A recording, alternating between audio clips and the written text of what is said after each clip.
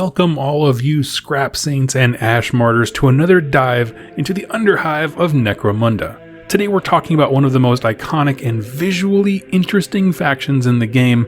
One of my personal favorites is growing on me strong, the gangs of House Cawdor. Now, if this is your first Necromunda video, welcome. My name is Doug with 2+ Stuff, and down below in the description is a playlist with a whole bunch more Necromunda content. In this video, we're going to be exploring the lore behind one of my favorite gangs, who stand out as very unique among the others we've covered so far.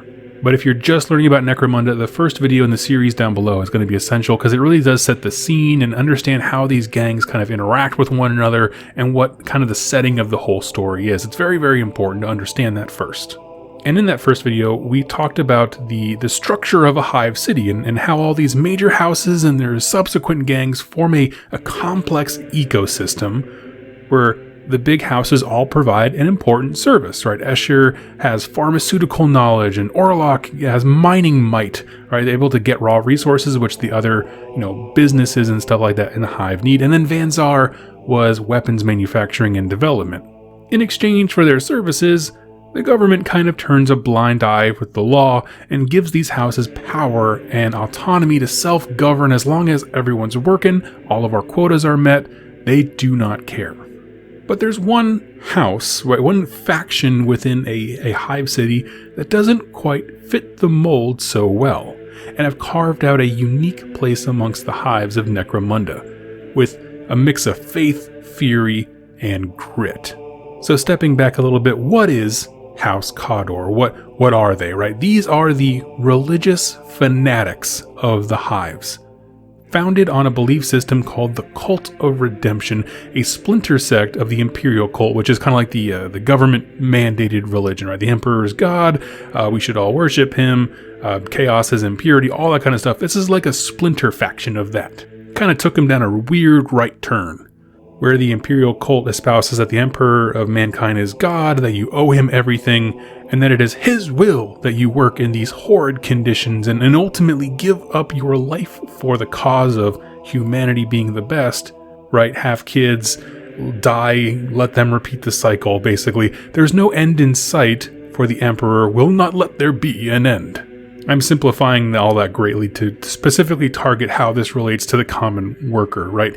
This idea of like, you were born in this position, you're going to work for the betterment of mankind because your God Emperor demands it, and you're going to have kids so they can do the same, and then you're going to die. The Cult of Redemption veers in a slightly different path, right? The deity of the Emperor is still confirmed, but they are, at their core, a doomsday cult. Repent now, for the end is nigh. The God Emperor will one day bring this galaxy to its end, and on that day, there will be a judgment, and we, the faithful, will stand triumphant. Where the Imperial Cult can be filled with, a few bad actors, men and women who, take these high vows of faith and religion, but use their position for power, wealth, and worldly gain, the Cult of Redemption forgoes all worldly goods. It's like a reverse prosperity gospel, if you're familiar with that term. The less you have, the less you'll lose when the day of reckoning comes, and your spirit is not weighed down by all these material possessions. In short, less is more in a spiritual sense. They demand utter devotion, fanatical acts of worship, and the rejection of the self to further the mission of the God Emperor. And this flows all the way down to their faces, right? Almost always covered, so they cannot even boast about their looks and appearance. And this message might seem out there, right? Super crazy, who would ever believe this kind of stuff? But when it hit the Underhive, with those people who have been forgotten, right, and destitute, who feel like the love of the Emperor is so far away, it caught like wildfire. Someone with an amazingly charismatic personality comes to you, takes the time out of their life, and invests in you and says, you have nothing, and that makes your God happy. To steal a quote from another, we'll say source, blessed are the poor.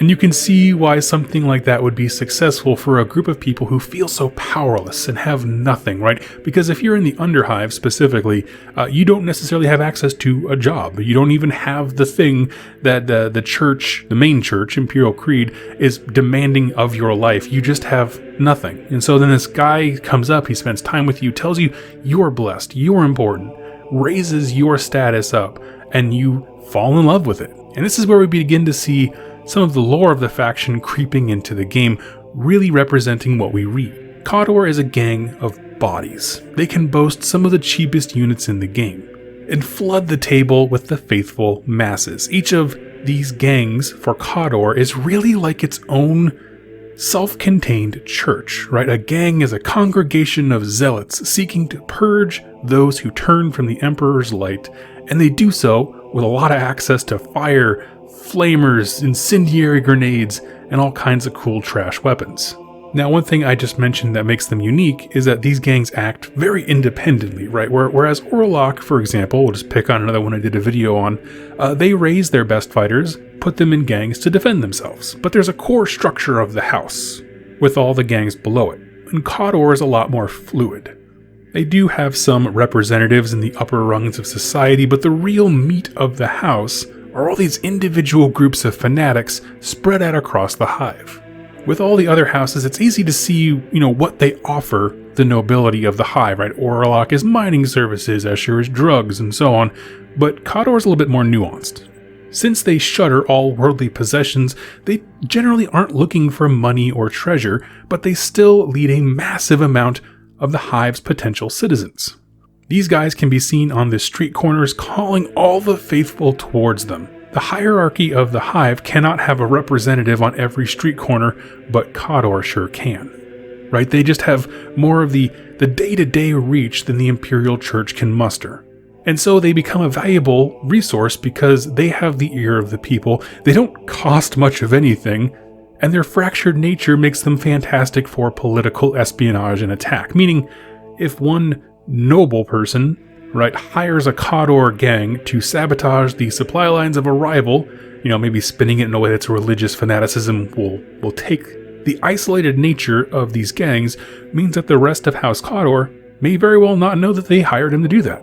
When the victim says, "Who did this?" the leaders genuinely have no idea, and this allows them to operate at a lot of levels independently with plausible deniability, which, is a useful tool for political intrigue. So that's the gang structure and how they fit into the hive, but that's not all of what makes them unique.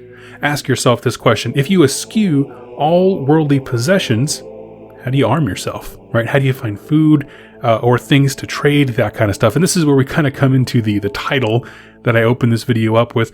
Cawdor is the trash boys of the setting. They sift through the refuse of all the other gangs and societies, the debris of long collapsed tunnels and factories, plunging deep into the Underhive in search of weapons, artifacts, and blessings that the Emperor sees fit to bless them with. Such weapons are often very simple, lots of blunt weapons, maybe a saw blade, something like that, simple pistols and auto guns. They've rebuilt these things from scrap parts. Bullets are prized possession because they tend to be kind of rare. There's a bit of creativity here though, and they often repurpose tools and that kind of stuff, or upcycle trash and scrap into new clothes and weapons and religious symbols. My favorite weapon of them all is the blunderbuss on a pole arm. If you know 40k at all, it resembles the pole arm bolters, which is literally just a staff with a huge cannon on the end of it that's used by the custodes, which is the personal guard of the Emperor.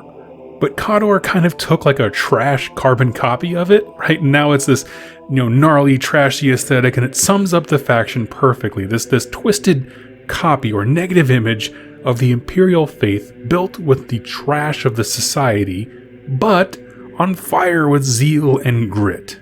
One interesting thing about Cawdor is that they keep men and women separate quite a bit. There are not women in the standard gang you're likely to come across. However, all female gangs do exist, almost in a weird copycat version of the Sisters of Battle. And so stepping back, we have this super large force in the hive structure, a religious movement that reaches further than the state-ordained church.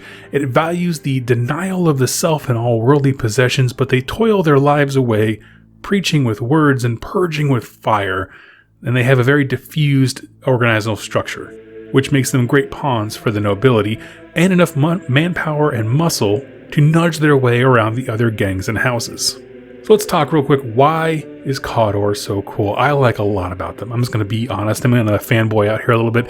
I love their motivations, which could be material-based, meaning, sometimes you just need food, you just need a couple credits, sometimes, you just literally need to go find things. But then also faith-based, because they can be like, oh, we're striking out on a big crusade, and I just love that idea. Like, if you watch these videos enough, you know that I love the religious zealot angle on all of these armies, whether it's Bone Splitters and AOS, or Infinity factions that are like that. I don't care. I think it's just so cool when they take these personal beliefs and values and brand it upon an army. In addition to that, the idea of traveling preachers forming gangs as they go and multiplying that way is really cool. It almost, it's hard not to allude to church stuff in the real world that I know. And I try not to talk about religion, that kind of stuff, but it reminds me a lot of the old-timey here in America, revival circuit, right? Someone comes into town, they make a big show, they gather the masses, whip everyone up into a frenzy, and then they just, take them wherever they want to go. And maybe the preacher will identify someone who also has charisma, and he'll, kind of bring him under his tutelage, and then they'll start a traveling church thing. And it's just like that, but amplified quite a bit. In addition to all of that, the cobbled together appearance, right? The Mad Max style aesthetic is killer. Like, if you are an orc player and you're like, man, what's a good Necromunda faction for me? Look at these dudes. Have a good hard look at the models. They're going to blow your mind, because it's a lot of junk cobbled together. It's that same thing, lots of bodies, relatively speaking, compared to other gangs in the game. And the fact that everything is this weird alternate version of something that's better than it, right? Like I mentioned, the blunderbuss polearm is kind of a weird trash copy of the Custodes Guardian of the Emperor premier weapon that no one else is allowed to have. They made this crude version of, and I absolutely love it. Now, I also love the idea that this is it doesn't have to be, but it can be a horde faction. You can take a lot of extremely cheap guys and flood the board. Now, I'm not going to tell you that that's super advised when it comes to playing the game, but you can do it. And I love the idea of these faithful zealots just running out and being like, oh, the self means very little. And so you can play that on the tabletop. And anytime you can pick something out of the lore and be like, I wanted to lean into that, and then be able to play it in a reasonable fashion in the game, I think is awesome. So friends, that is it for my lore on Cawdor. We can talk about more later on after we cover some other factions, but I absolutely love these guys. I was building a couple the other day because I grabbed a couple boxes before all the lockdown stuff happened around the world, and they are some of the coolest miniatures that Games Workshop has ever made.